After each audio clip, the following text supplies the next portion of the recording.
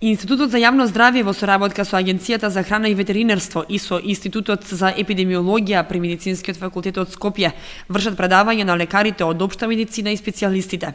Предавањето, што се одржа во општа болница во Кучани, е во склоп на програмата за елиминација и намалување на штетите од бруцелоза, што се реализира на ниво на Македонија.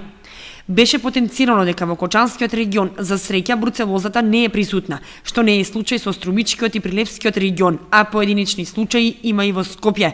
Така што преку предавањата се прават напори да не се прошири од краевите каде што ја има болеста. Бројот на заболените, кај луѓето зборувам, е многу намален во однос на претходните години, претходните децении кога се појави ова заболување за прв пат во Македонија.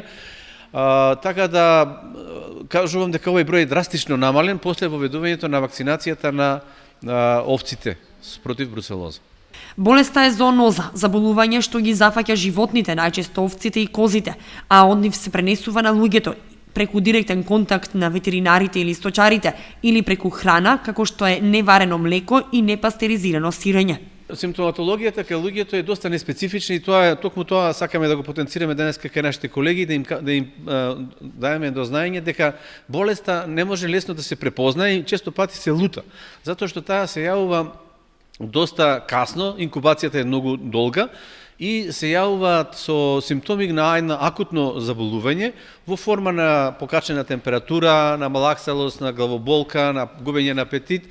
И најкарактеристично е тоа што има појава на болки во зглобовите мускулите, особено на големите зглобови, кое е пропратено со изворено силно потење. Лекувањето е долго и со антибиотска терапија. Предавањата продолжуваат понатаму. После Кучани вакви семинари ќе се одржуваат низ другите градови во Републикава.